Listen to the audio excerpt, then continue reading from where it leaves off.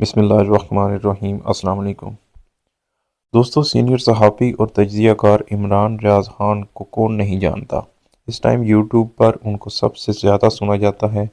عمران ریاض نے اپنے ایک ولاگ میں کہا ہے کہ عنقریب پاکستان تحریک انصاف ایک بہت بڑا سرپرائز دینے جا رہی ہے۔ ان کی اس خبر کے بعد تمام صحافتی اور سیاسی حلقوں میں یہ تجسس پایا جاتا ہے کہ آخر وہ سرپرائز کیا ہو سکتا ہے۔ تحریک انصاف آخر موجودہ حالات میں کس طرح کا سرپرائز دے سکتی ہے۔ عمران ریاض نے اپنی ویڈیو میں یہ نہیں بتایا کہ وہ سرپرائز کس قسم کا ہو سکتا ہے۔ انہوں نے صرف اتنا بتایا کہ تحریک انصاف ایک سرپرائز دینے جا رہی ہے اور اس سرپرائز کے بعد پی ٹی آئی کے ورکروں کو بہت خوشی فیل ہوگی۔ تو آج ہم آپ کو بتائیں گے کہ آخر تحریک انصاف کا وہ سرپرائز کس قسم کا ہو سکتا ہے۔ دوستوں، ممکنہ طور پر پہلا سرپرائز تو یہ ہو سکتا ہے کہ تحریک انصاف کسی دوسری پارٹی کے ساتھ اتحاد کر کے اپنی مخصوص نشستیں حاصل کر لے۔ پچھلے دنوں یہ خبریں آئی تھیں کہ پی ٹی آئی نے خیبر پختونخوا میں جماعت اسلامی کے ساتھ اتحاد کرنے کا یہ فیصلہ کیا ہے اور باقی تمام صوبوں اور وفاق میں مجلس وحدت المسلمین جو جماعت ہے اس کے ساتھ شامل ہونے کا فیصلہ کیا ہے۔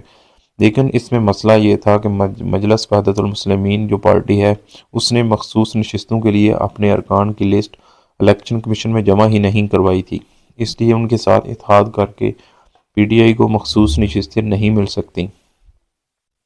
اس لیے اس پارٹی سے پی ٹی آئی کو اتحاد کرنے کا کوئی فائدہ نہیں ہے، لہٰذا پھر یہ معاملہ جو ہے ابھی تک کھٹائی میں پڑ گیا تھا۔ اب پی ٹی آئی کا بڑا سرپرائز یہی ہو سکتا ہے کہ وہ کسی ایسی پارٹی میں اپنے ارکان کو شامل کروا لے جس نے اپنے ارکان کے ناموں کی لسٹ الیکشن کمیشن میں پہلے ہی جمع کروائی ہو۔ ان پارٹیوں میں سنی اتحاد کونسل اور پی ٹی آئی پارلیمنٹیرین بھی ہو سکتی ہے۔ یاد رہے پی ٹی آئی پارلیمنٹیرین جو ہے یہ پرویز خٹک کی پارٹی ہے۔ اصل میں ہوتا یہ ہے کہ جب مختلف پارٹیاں الیکشن میں جاتی ہیں اس ٹائم ہی ان پارٹیوں کو مخصوص نشستوں کے لیے اپنے کچھ خواتین ارکان اور منارٹیز کے نام کی لسٹ جمع کروانی ہوتی ہے۔ اس لیے پی ٹی آئی کو اب کسی ایسی پارٹی کی تلاش ہے جس نے یہ لسٹ پہلے ہی جمع کروائی ہو اور وہ پارٹی قابل اعتماد بھی ہو۔ تو دوستو، دوسرا سرپرائز ممکنہ طور پر یہ ہو سکتا ہے کہ پی ٹی آئی کے تمام لوگ تمام اسمبلیوں سے استعفے دے دیں۔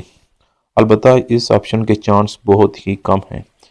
پی ٹی آئی کے وہ تمام لوگ جن سے ہمارا رابطہ ہوا ہے وہ کہتے ہیں کہ ہم اس دفعہ یہ غلطی دوبارہ نہیں کریں گے، کیونکہ پچھلی بار قومی اسمبلی سے استعفے دینے سے ہمیں کوئی خاص فائدہ نہیں ہوا تھا۔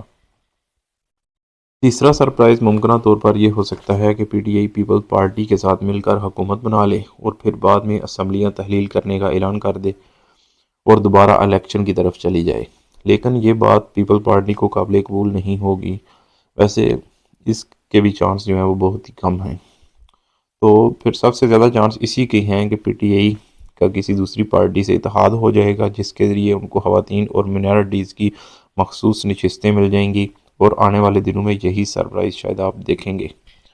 دوستو، یہ مخصوص سیٹیں ملنے کے بعد بھی پی ٹی آئی وفاق اور پنجاب میں حکومت نہیں بنا سکے گی۔